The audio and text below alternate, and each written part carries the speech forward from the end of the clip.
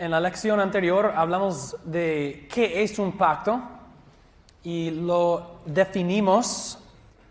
También hablamos de las sanciones del pacto y de la materia y la forma de un pacto. Ahora vamos a concluir esta pregunta, ¿qué es un pacto?, por hablar de la cabeza federal del pacto. Y la cabeza federal es una característica esencial de la teología federal. Dios hace pactos con una cabeza federal. Es la manera en que Dios pacta con los hombres, por medio o con una cabeza federal. Y la cabeza federal es un representante público de un grupo de personas. Es una persona quien representa a los otros copactantes. Todos nosotros pactamos con Dios, pero una persona pacta con Dios por nosotros. O quizás no nosotros, pero el grupo. Este es el caso de Adán, de Noé, de Abraham, David y Cristo. El pacto mosaico es un poco diferente, pero lo vamos a explicar cuando lleguemos a este pacto. Dios pactó por medio de una cabeza federal en estos pactos. Y la palabra federal proviene de la palabra latina para pacto, foedus. En latín hay tres palabras que se usan para pactos: foedus, pactum y testamentum. Y federal proviene de foedus. Entonces la cabeza pactual, la cabeza en pacto, la cabeza del foedus. En un gobierno federal, un gobierno federal debe ser un gobierno con representación. Mandamos o enviamos nuestros representantes al gobierno, o el gobierno consiste de representantes del pueblo. Entonces, una cabeza federal es una persona por medio de quien Dios pacta y representa a muchos otros o a otros. Bueno, cada pacto determina los límites de su cabezaduría federal. ¿A quién alcanza la representación de una cabeza federal? Cada pacto determina esto. Dios pacta con la cabeza federal en nombre de un grupo específico de personas.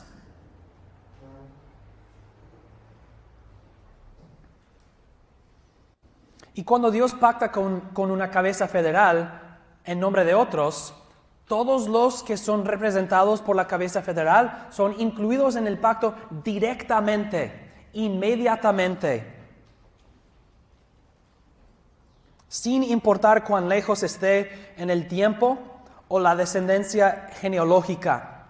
El derecho que tienen al pacto y a sus bendiciones o maldiciones fluye exclusiva y directamente por medio de y desde la cabeza federal. Eso es de mucha importancia, porque si quieres entender la membresía de un pacto, tienes que preguntar quién es la cabeza federal y quién representa, o quiénes representa. ¿Quién es la cabeza federal y quiénes representa? Y así, ¿sabes quiénes son las partes o los participantes en dado pacto? Y si tú quieres saber, si tú estás en cualquier pacto, pregúntate a ti mismo, ¿pertenezco yo a la cabeza federal del pacto? ¿Me representa la cabeza federal de este pacto? Si sí, eres un miembro. Si no, no lo eres. Los que son de Adán pertenecen a su pacto.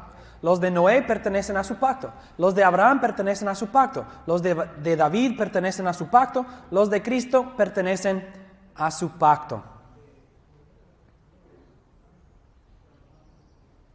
Y vemos que la cabeza federal, su cabezaduría, alcanza a todos los miembros a lo largo de las generaciones. Por ejemplo, los hijos de la generación apóstata en el desierto de Sinaí no fueron despojados de su inclusión en el pacto por la desobediencia y apostasía de sus padres. La generación en el desierto, ellos murieron. No podían entrar en las promesas del pacto de Abraham. No podían entrar en la tierra de Canaán. Pero sus descendientes, ellos sí podían entrar. Porque las promesas de Abraham fluyeron a ellos. No, sí, por medio de sus padres, pero últimamente de Abraham mismo.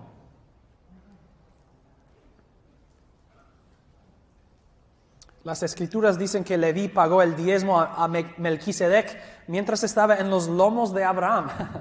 Abraham hace algo y su hijo de 3 o 4 generaciones después se dice que él hizo la misma cosa, porque su padre, su cabeza federal, su representante, lo hizo. Las acciones de Abraham contaron para Leví. Y los judíos hasta el tiempo de Jesús, ellos pensaron así. Ellos dijeron, nosotros somos los hijos de Abraham, a nosotros pertenecen las promesas, a nosotros pertenecen varias cosas. Pero Jesucristo dice, yo rechazo esto no porque no son descendientes de Abraham, sino porque el reino de Dios no es para los que son descendientes de Abraham genéticamente y no más. Pero los judíos son correctos para decir somos los hijos de Abraham. Canaán sí era su herencia.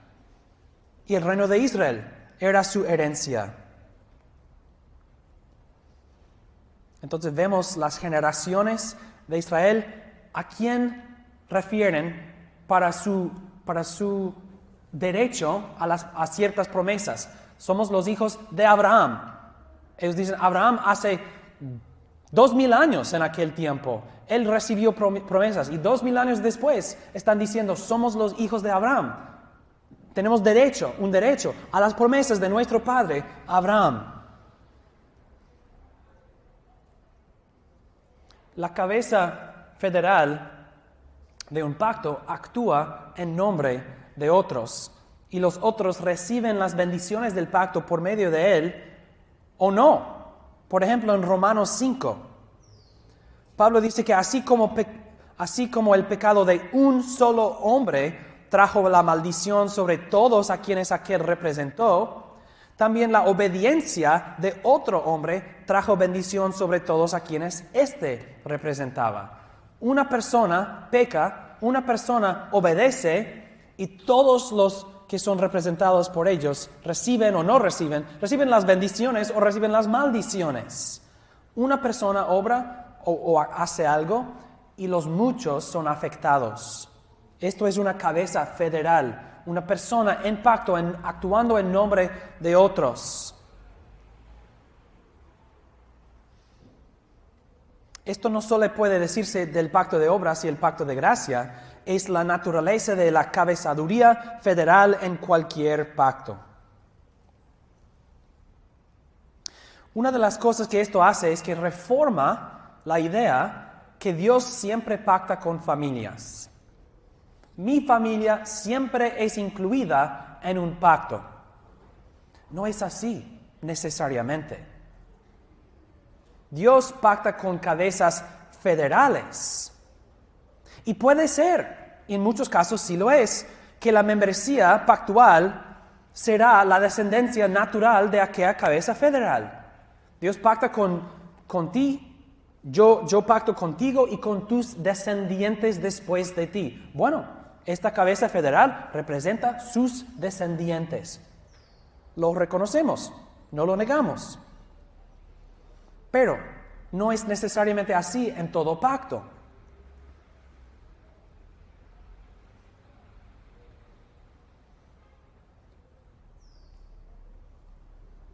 Dios puede pactar con una persona en nombre de otros que no son sus descendientes naturales.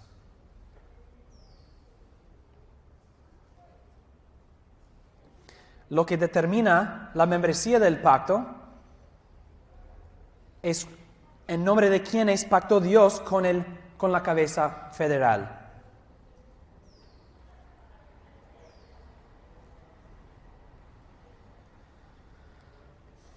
Cada pacto tiene una cabeza federal diferente, por eso cada pacto determina a quién representa la cabeza federal.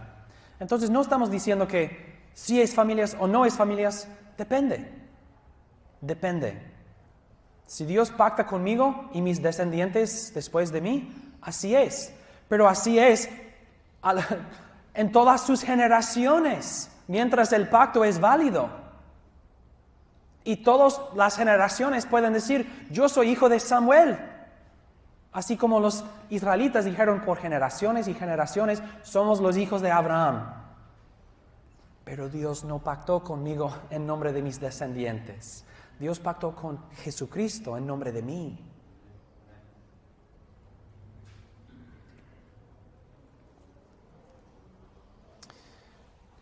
Con esto terminamos la parte de qué es un pacto. Es un compromiso asegurado con sanciones. Podemos analizar la materia y la forma del pacto para hacer distinguir ciertos pactos y qué forma de pacto o qué tipo de pacto es. También hemos hablado de la cabeza federal de un pacto que nos ayuda a identificar la membresía del pacto, el representante y los representados, cada vez establecido por Dios en las Escrituras. Otra vez, si quieres saber si eres un miembro de tal pacto, pregúntate, ¿pertenezco yo a la cabeza federal? Sí, sí. Si no, no. Así vamos a terminar este día y esta lección con una segunda pregunta. ¿Qué es un pacto? Ya lo hicimos. ¿Cuál es la función de un pacto? ¿Cuál es la función de un pacto?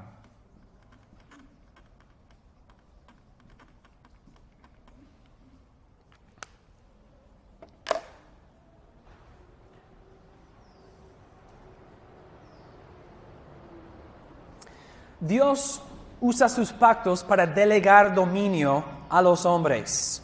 Dios tiene dominio sobre todas las cosas. Dios es el creador y el gobernador y el sustentador de todas las cosas. Él tiene dominio sobre todas las cosas, pero en pactos, Dios concede a los hombres dominio sobre una cierta región o sobre algo.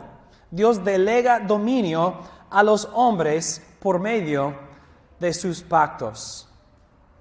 Nosotros, entonces, por medio de pactos, somos elevados más allá que nuestra condición creada.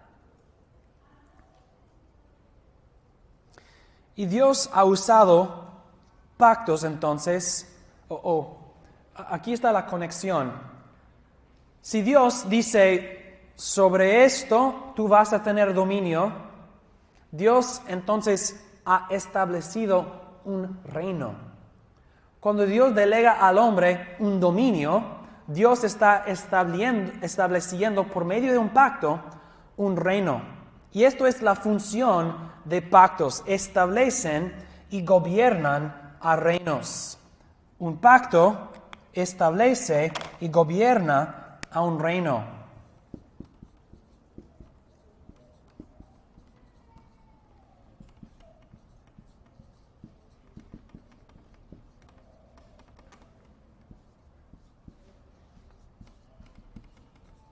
¿Qué es un reino? Un reino es un dominio, una región con un rey. Y los pactos establecen esos reinos. Los pactos funcionan como la base legal sobre la cual Dios interactúa con el hombre en un reino dado. Los reinos de Dios son responsables ante Él y dependen de Él. Los pactos establecen las fronteras de un reino, designan cabezas federales, conceden promesas, imponen leyes, definen la descendencia de la cabeza federal y especifican todos los demás detalles pertinentes y necesarios con respecto a cómo Dios ejercerá su dominio por medio de la cabeza federal y su descendencia. Entonces Dios establece un reino, Pero Dios gobierna aquel reino por medio del pacto. El pacto es la ley del reino. El pacto es la constitución del reino. El pacto es el fundamento del reino. Porque el pacto determina las fronteras. Este es el dominio que te reparto, que te otorgo. Y así con un pacto, cada parte involucrada en un reino puede saber cómo actuar y qué esperar. Al obedecer un pacto, un reino se va haciéndose visible. El reino se hace visible al guardar el pacto. El reino es el pacto realizado, implementado o hecho realidad. Esto quizás suena abstracto al principio, pero a lo largo de la historia de la Biblia, desde el pasado hasta el presente, Dios ha establecido reinos por medio de pactos. Y en esta clase vamos a hablar de 3 reinos. 3 reinos, cada uno establecido y gobernado por sus propios y distintos pactos.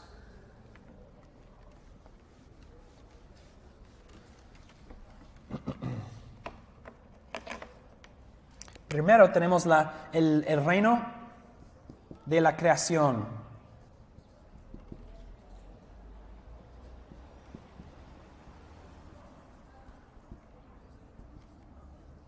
Y luego tenemos el reino de Israel.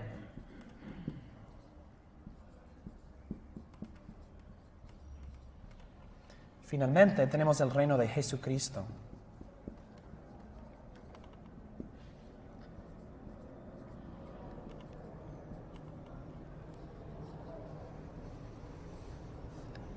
Y el reino de la creación se establece y se gobierna por 2 pactos. El pacto de obras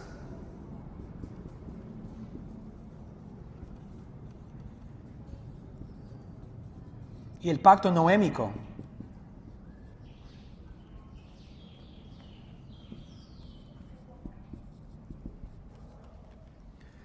El pacto de obras alcanza a toda la creación. También el pacto noémico alcanza a toda la creación y gobiernan toda la creación. El reino de Israel, hay 3 pactos. El pacto abrámico, mosaico y davídico.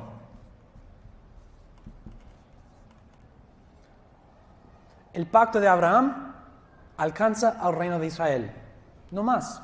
Los filisteos no son gobernados por el pacto de circuncisión. El pacto de Moisés. Los filisteos no son gobernados por el pacto de Moisés. Gobierna el reino de Israel. El pacto davídico no aplica a los demás reinos, aplica al reino de Israel. Establecen el reino y gobiernan el reino.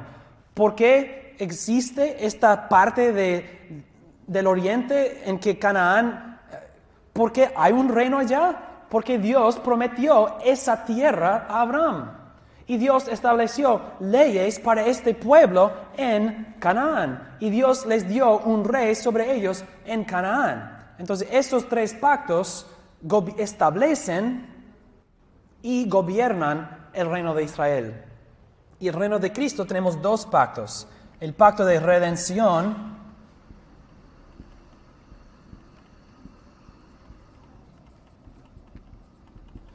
y el nuevo pacto, o el nuevo pacto de gracia.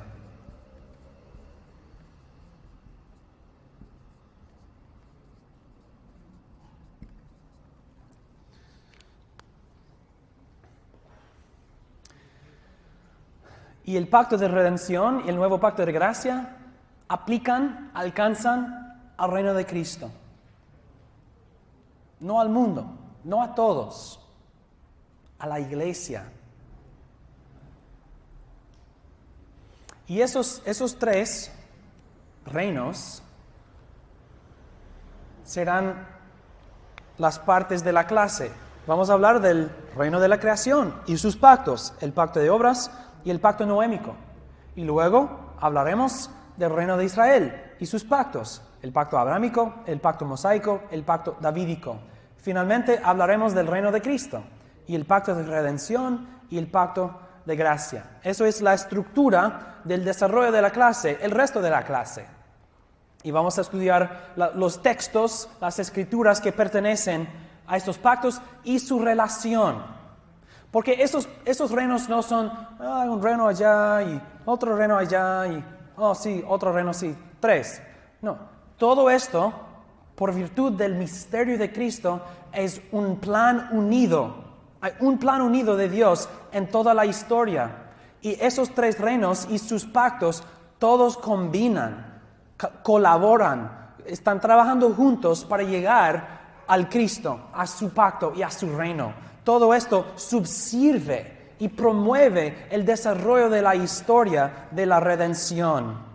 Entonces, aunque vamos a hablar de esto, y luego de esto, y luego del otro, esto no significa que son separados o independientes o inconexos.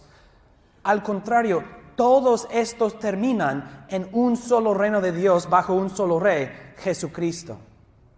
Y seguir el rastro de las acciones y los tratos de Dios con la humanidad en estos reinos y pactos nos lleva en última instancia a la revelación del misterio del pacto y el reino de Cristo, en quien todas las cosas en el cielo y en la tierra son llevadas a consumación.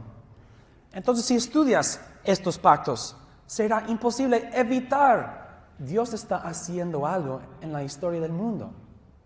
Dios ha prometido salvación después del pecado del hombre. ¿Qué será? Uno no sabe claramente. Hay una promesa, pero es un misterio. En el pacto abrámico, uno de mis descendientes bendecirá a las naciones. ¿Cómo será esto? No se entiende claramente, pero sí se entiende. El pacto mosaico y davídico, todo esto está formando, creando, revelando poco a poco, paso por paso, el misterio de Cristo.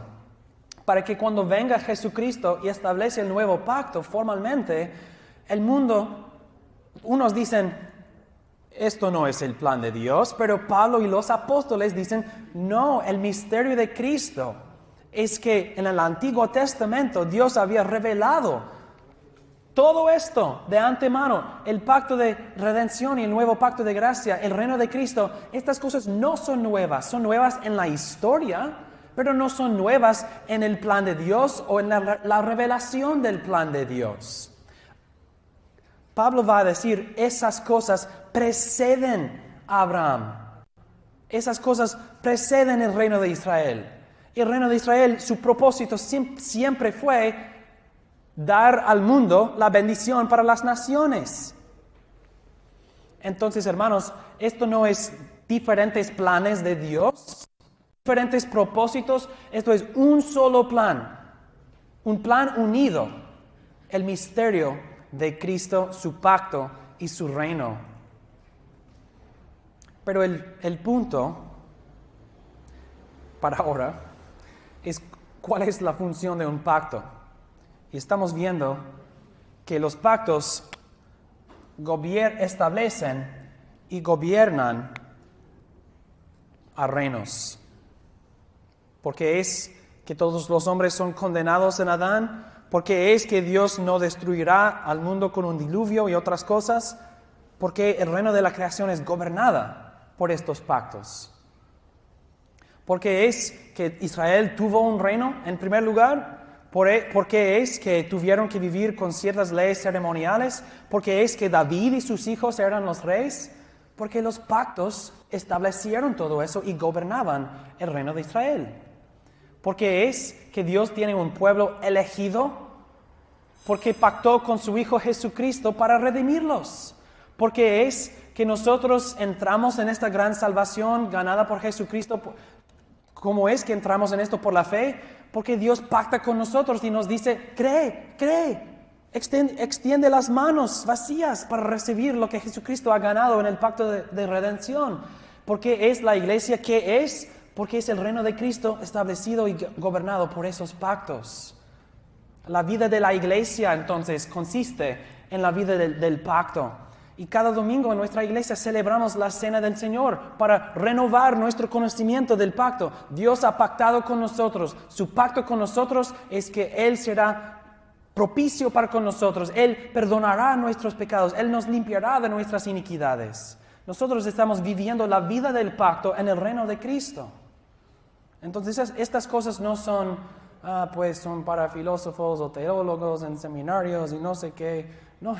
Cada domingo estamos viviendo el pacto, la vida del pacto. Y cada día estamos viviendo según las leyes, porque Dios nos da la ley en el pacto de gracia como nuestro camino de santidad. Todos los días debo vivir según el pacto. Entonces esto, hermanos, es mi forma de presentar la teología del pacto y organizarlo en relación o con relación con reinos.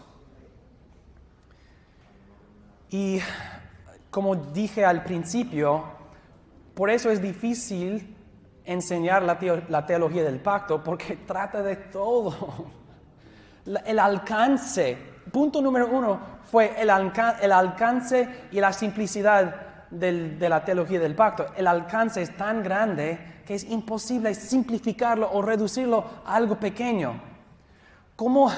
Si tú puedes reducir esto a algo corto, breve, ok, entonces enseña la clase, por favor, porque no lo puedo hacer. Es toda la Biblia. Pero al entenderlo así, si es fiel a la palabra de Dios, al entenderlo así, podemos abrir nuestra Biblia y en cualquier parte entendemos dónde estamos. ¿Por qué está Dios tratando con los israelitas así? ¿Por qué están en el reino de Israel bajo esos pactos?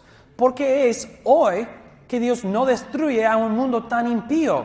Porque Él ha prometido no hacerlo hasta que cumpla todas tus promesas y cosecha a todos sus elegidos, etc. ¿Por qué es que esto o el otro? Porque este reino y estos pactos nos ayudan a arraigarnos en la historia de la redención. Nos ayudan a entender el desarrollo, lo que cambia, lo que no cambia, continuidad, discontinuidad, todo esto se ve aquí. Y también nos ayuda a evitar lo que para nosotros son errores, y quiero hablar con respeto a nuestros hermanos presbiterianos o nuestros hermanos dispensacionalistas, que son nuestros hermanos. Pero ¿cómo podemos expresarnos en una forma que quizás los persuade o por lo menos aclara nuestras diferencias? Pues esto es una forma de decir, así somos y por esas razones, y así interactuar con otros con conocimiento, con razón y con, diríamos en inglés, persuasiveness, con no elocuencia, pero con para ser persuasivos en el sentido bueno con ellos, razonar con ellos. Hay una diferencia entre afirmar o aseverar y argumentar. Debemos mostrar nuestras razones. Y la teología del pacto de los bautistas frecuentemente falta una estructura, falta una manera coherente de presentar todo a la vez. Y esto es lo mejor que yo pueda hacer para hacerlo. Pero creo que no es solamente lo que yo puedo hacer, creo que las Escrituras presentan esos tres reinos con sus respectivos pactos. ¿Qué es un pacto y cuál es su función? Un pacto es un compromiso bajo sanción, un compromiso asegurado que establece y gobierna un reino. Este reino, el reino de la creación, sigue vigente. Nosotros vivimos en el reino de la creación. Un mundo maldito, un mundo condenado, un mundo afectado por el pecado, pero un mundo también preservado por la gracia común de Dios. El reino de Israel, abrogado. La circuncisión, nada es. El tocino, por favor. El reino de Cristo es la iglesia. Es la iglesia. Todos los domingos estamos reuniéndonos en el reino de Cristo, participando en anticipos de la consumación de aquel reino, practicando el banquete de la boda cada domingo cuando estamos cenando con nuestro Señor en el sacramento. Y estamos invitando al mundo a escapar la condenación del pacto de obras y entrar en la salvación en el nuevo pacto de gracia. Entren en el reino de Cristo, reciban la herencia que es el reino de Cristo por la fe gratuitamente. Y como mencioné al principio, estas cosas afectan nuestra vida personal, la seguridad de mi salvación. Pastor, tengo tantas dudas. ¿Cómo puedo yo ser un cristiano? Yo prometí, yo no haré esto y lo hice otra vez. No puedo ser cristiano. No puede ser y tengo dudas y los otros no tienen dudas. Y nosotros decimos, ¿cuáles son las promesas de Dios en pacto contigo? ¿Qué te ha pactado Dios? Yo perdonaré tus pecados. Yo soy misericordioso, dice Dios. Dios dice, yo nunca te abandonaré. Pero ¿cómo sé? Dios lo ha pactado y Dios es fiel. Dios no puede negarse a sí mismo. Es imposible. Lo que jura es firme y fiel. ¿Cumplió Dios sus promesas en el pacto de obras? En el día que comes, morirás. ¿Ha cumplido Dios sus promesas en el pacto noémico? Lo vemos todos los días. Y el arco iris. ¿Cumplió Dios sus promesas en todos esos pactos? Sí. El pueblo de Abraham entraron en Canaán, se multiplicaron. Dicen, vamos a verlo, dicen Josué y en Jueces que ellos entraron en toda su herencia y también Dios produjo por medio de ellos el Mesías, la bendición de las naciones o para las naciones. ¿Cumplió Dios sus promesas en el pacto mosaico? Sí, los israelitas eran infieles, Dios los expulsó, pero también los restauró un remanente. ¿Era Dios fiel en el pacto davídico? Hermanos, nuestro Señor Jesucristo es el Hijo eterno de Dios y el Hijo de David también, quien está sobre el trono. Está sentado a la diestra del Padre en gloria y majestad, nuestro Rey, gloria sea a Él. Y el reino de Cristo, ¿cumplió Dios su promesa al Hijo que si se sacrifica, si se ofrece a sí mismo como un rescate, como un sustituto, que Dios lo levantará de los muertos y justificará a los muchos? Sí, somos evidencia. ¿Cumplió Dios sus promesas en el nuevo pacto de gracia? Otra vez, nosotros somos evidencia de eso, que al venir a Jesucristo por la fe, no vimos, era una mentira. No, hemos venido a Jesucristo y decimos, sí, me dio perdón perfecto, me dio perdón eterno, me dio vida eterna. Entonces podemos usar esto para pastorear a nuestros miembros, porque nos ayuda a entender el mundo en que vivimos, la iglesia en que vivimos, nuestra seguridad personal y más y más y más y más. Y mi deseo en esta clase es ayudarnos como bautistas a crecer en la teología del pacto y crecer en nuestra forma de interpretar las Escrituras, unir todo, porque Pablo habla del misterio de Cristo, de como todo el Antiguo Testamento habla de esto. Ahora lo vemos más claramente.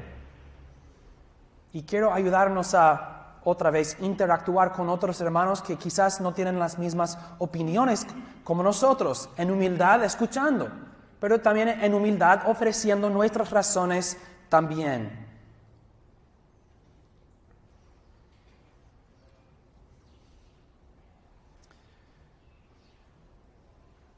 Así hemos concluido, entonces, hermanos, la primera parte de la clase. Hemos hablado de tres cosas: metodología y hermenéutica, segundo, tipología, y tercera, en tercer lugar, ¿qué es un pacto? La definición de un pacto y su función con relación a reinos. Entonces, voy a terminar temprano Hoy creo que no van a enojarse que vamos a terminar temprano, porque no quiero iniciar la segunda sección de la clase en este momento con pocos minutos que nos quedan.